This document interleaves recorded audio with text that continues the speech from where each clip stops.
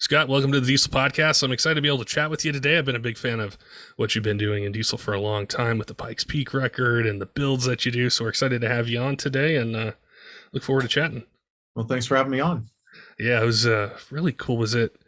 I remember when I first saw what you're doing at Pikes Peak, I was like, man, this is so different than anything else we see in diesel racing. It's usually, at the drag strip. And we've talked about it on other podcasts, just the amount of stress and planning and the things you got to do with the build. And I really wanted to get in that. But first, just for any of our listeners who, haven't seen your trucks or haven't seen you on YouTube or Instagram, can you tell us a little bit about yourself, your company, what you guys are building and what your focus is?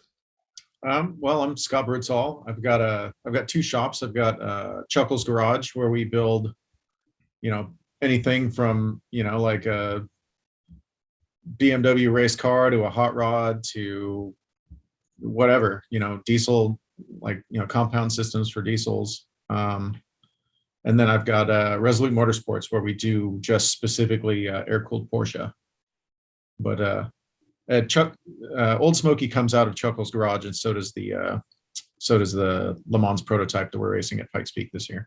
I did see on your Instagram I think it's an older Tacoma that you're building for the small class, and I was just scrolling through. I'm like, this guy loves to go fast. There's a lot of cool things on your page. Yeah, I just want to. I don't know.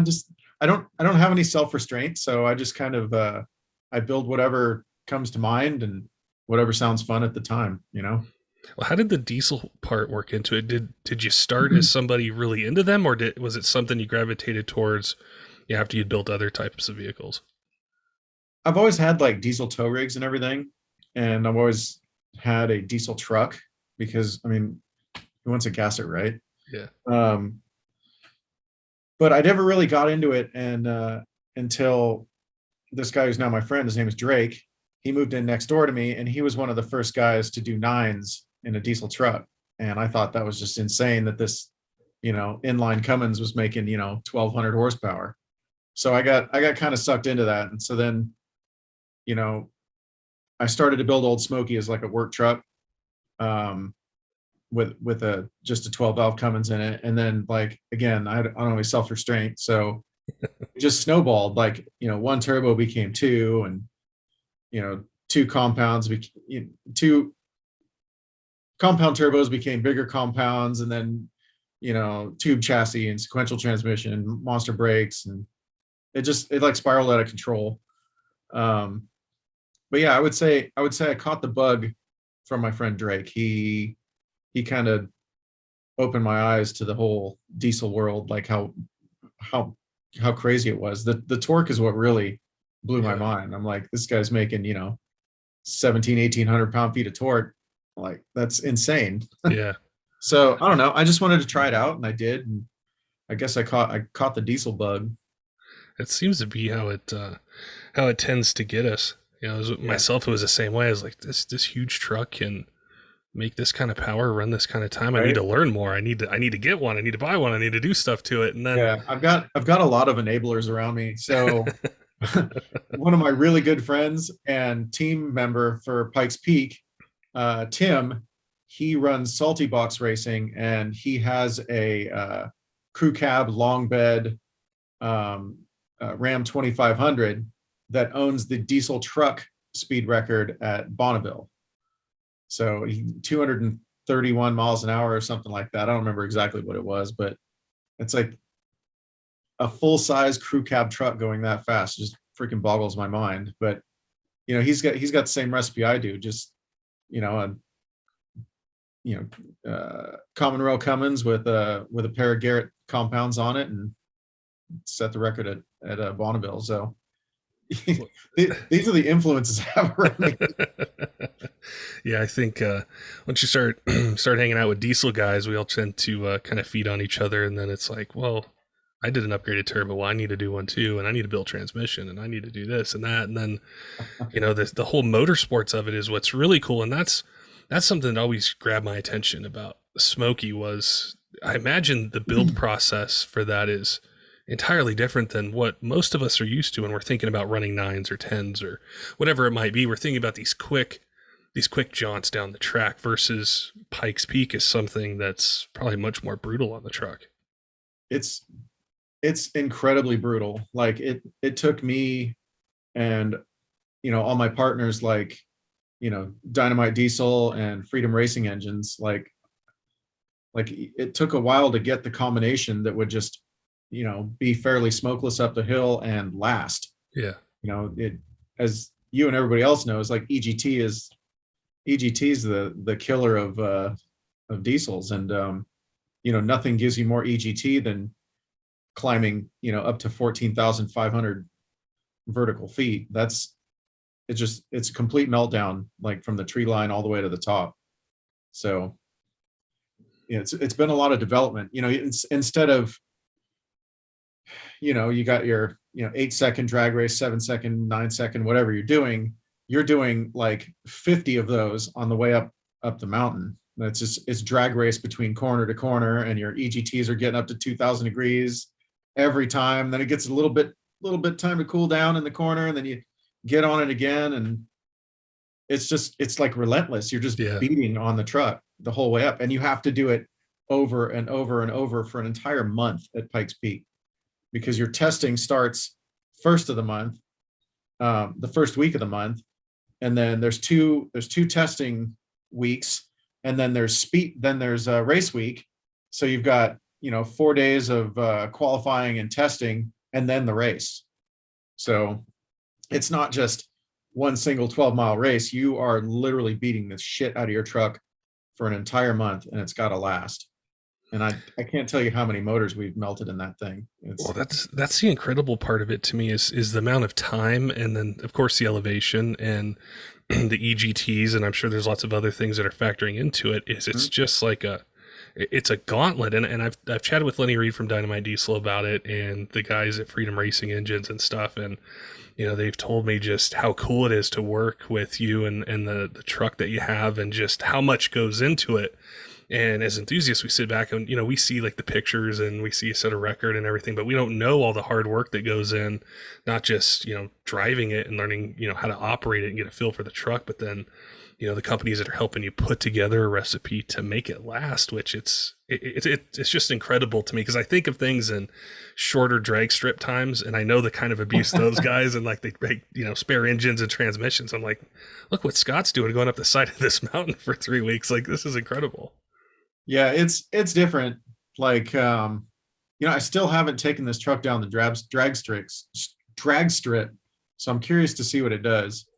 But yeah, it's like, I don't know, it's uncharted territory. It's like a moon landing. There's not too many people doing it, so I got some good help. So one thing that really helps us at altitude is my transmission partner is ATS Diesel, and they're in Arvada there. So they're at high altitude already. So we do all our dyno testing at ATS, like right before the race. So we make sure the thing runs, because the truck will run like great at sea level, but then you take it to 6,500 feet where the start of the race pretty much is, and then it runs completely different. So like a big part of it's doing the tuning at altitude. Yeah. That's one of the things that we've covered on the podcast before. Somebody will message in and say, hey, can you talk about turbos with somebody? I'm like, okay, we'll talk about them, but where do you live at? Are you in Montana? Are you in Florida? Are you in, right. Arizona? Like, they're going to behave different. So what somebody can daily drive with, at sea level is entirely different. And, Pikes Peak's a whole different animal. But I wanted to ask you about, once, you set the record, you set the bar high, and you're heading into 2022, are there major changes that you're looking at doing this year or have done, or what are some things that are going to be different for the next time you take it out? So Smokey is almost completely different than the Smokey that we set the record with. So we've got, it has independent rear suspension now. It has, all the turbos are mounted in the bed for weight distribution. I know it's going to make it a little more laggy, but we're making up for that. So Fleece and Freedom Racing Engines are setting me up with a 6.4 liter high compression common rail. Okay. And then it's got a much bigger radiator this year, stickier tires, like a lot of stuff to just make it more balanced and more reliable. Like cooling has been doubled at least in capacity from what I did in 2020. because in 2020, I don't know if you know, but at about 2/3 of the way up the mountain, the truck went into limp mode, and I had to run the last third of the race with 250 horsepower. So that really killed my time. It still set the record, but I feel like I left like a minute on the table. Yeah. So, and a minute on Pikes Peak is an eternity. So this truck will be a lot faster. And then I have Aaron Kaufman driving Old Smokey this year, and then I am driving our new car, which is a brand new Le Mans prototype. So that's going to be wild. So I mean, this is, Smokey will pull 1.7 Gs in like a fast corner, like, which is insane. Like that's better than like a brand new Porsche GT3 RS. But the Le Mans prototype will pull closer to 3. Wow. So it'll be really fast. It'll be 3,000 pounds. Freedom's doing the 3-liter VM Motori Eco Diesel in it with about 600 horsepower. So the power to weight ratio is going to be better than Smokey. It's going to be way more aerodynamic. It's going to be way lighter, and it's going to handle way better. So Smokey's up there to as kind of a support vehicle this year, but hopefully it'll be the second fastest diesel. I bet next to the prototype. I bet there's a lot of that's gonna be really cool with eco diesels, because they've been around for a while, but we haven't seen them do what you're setting out to do this year, which is, it's making some good power. It's going to go through that abuse that we talked about with higher EGTs and just kind of longer runtime. What how do you think it's going to do, and why did you guys pick that particular platform? I picked it because it's actually a really stout motor. It's stout, it's really light, and it's really compact. So these are 3 things that you need to put it in I don't know if you've ever seen a Le Mans prototype up close, but they're super wide, super long, but they are like thigh height. They're very, very short vehicles, and there's not a lot of room for an engine in it. So my fuel partner is Next Gen Fuels, and he ran a 3-liter Eco Diesel bone stock in a trophy truck for the Baja 1000 at 700 horsepower, and it was just dead reliable. So a lot of the problems with the Eco Diesel are all the crap that Chrysler has to put on it to make it smog legal, et cetera, et cetera, et cetera. Just like the Cummins trucks, they would be dead reliable forever if they didn't have EGT, or not EGT, but EGR and all that other nonsense on it. So, we're taking all the variables of the OEM parts off, because it doesn't have to conform to any, EPA laws or anything like that. It's a race car. So, there's going to be no EGR on it. The exhaust will get opened up. It's going to have compound Garrett's on it. Lenny at Dynomite Diesel is making 14-hole injectors for it. Going to take out the CP4, most likely, because that seems to be a weak link in the Eco Diesel, and do a CP3 conversion on it. Run it with Motec. That way we have control over everything. So it's really hopefully, cool. Fingers crossed that it doesn't. It's not a hand grenade. What's really cool is in these off-road kind of racing applications, being able to see what these platforms will do. You mentioned the trophy truck, and then what you're doing with it. And it's a whole different side of these engines that we don't normally, get to see when we're, buying a production truck. But it's really inspiring to see that. And so I know that there's Eco Diesel fans out there.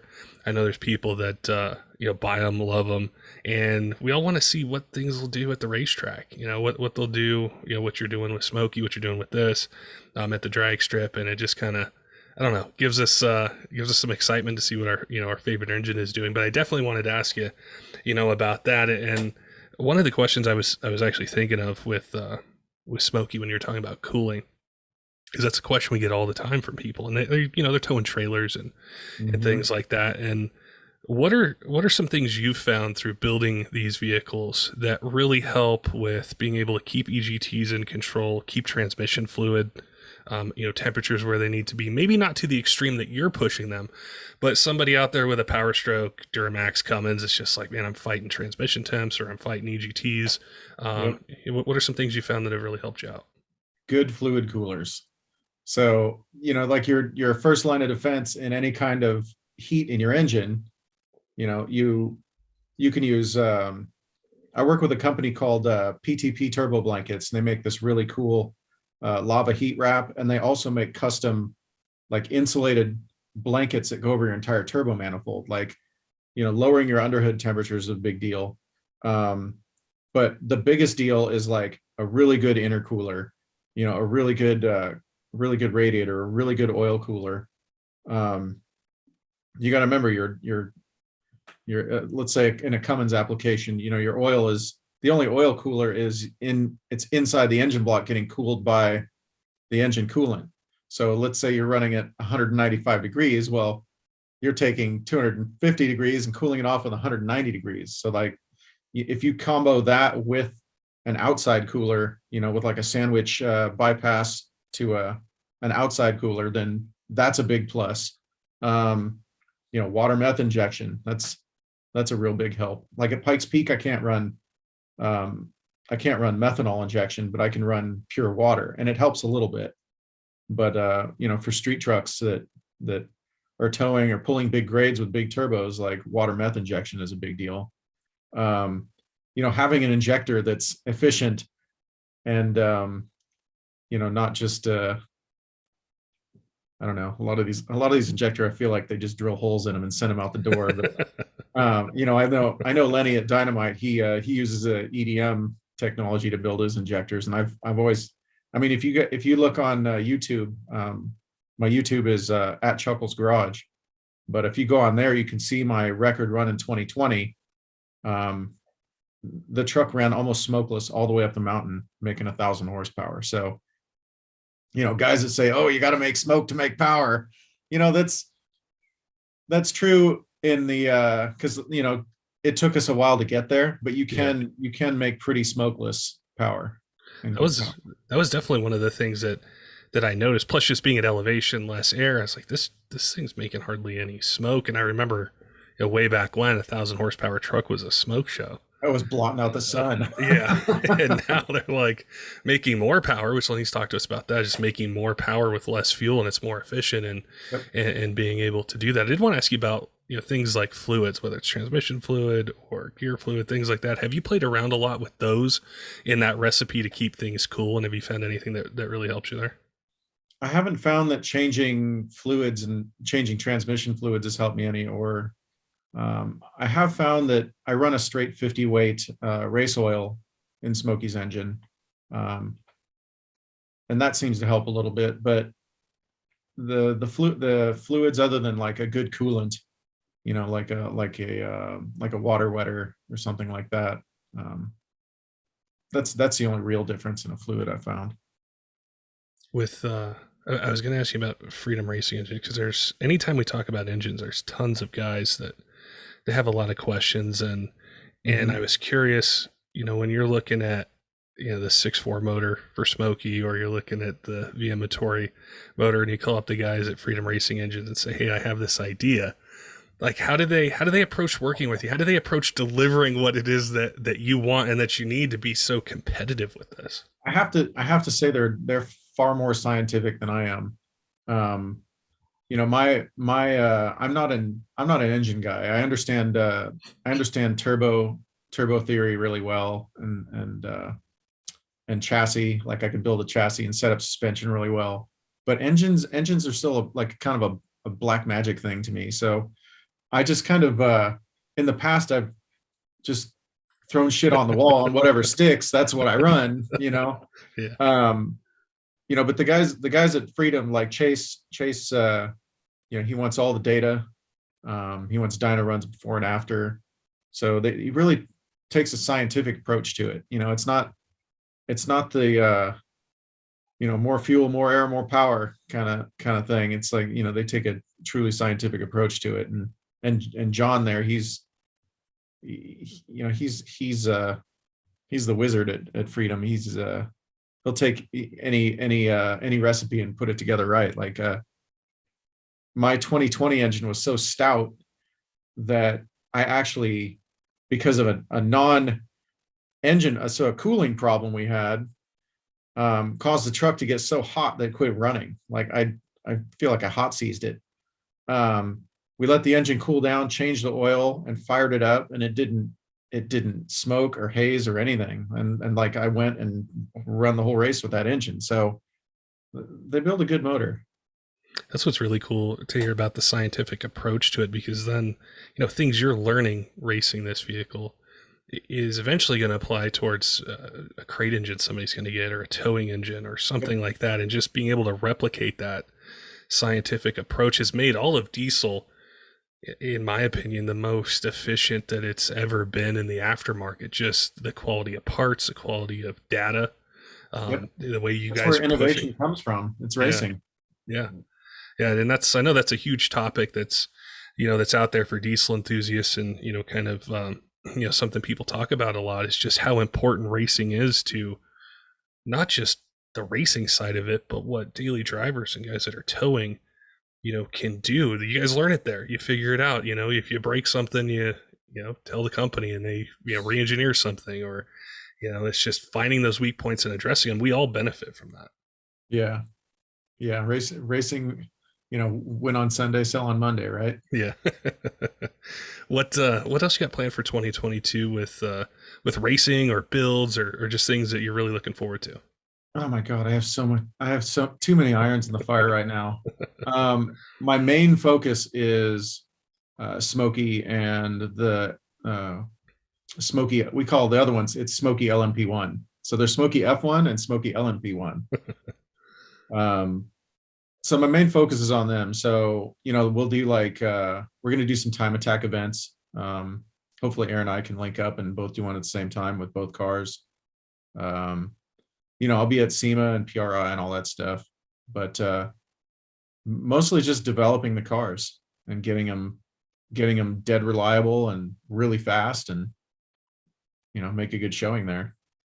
And what's the best way for people to be able to follow what you're doing, see your videos? You have a lot of really cool things on your Instagram. I've followed you for a long time on there, but I know people are going to be listening. They're like, I want to check out, F1. I want to check out what he's doing with Yeah, this. I have a serious car problem. So if you want to see my issues, you can go to all my social medias are at Chuckles Garage.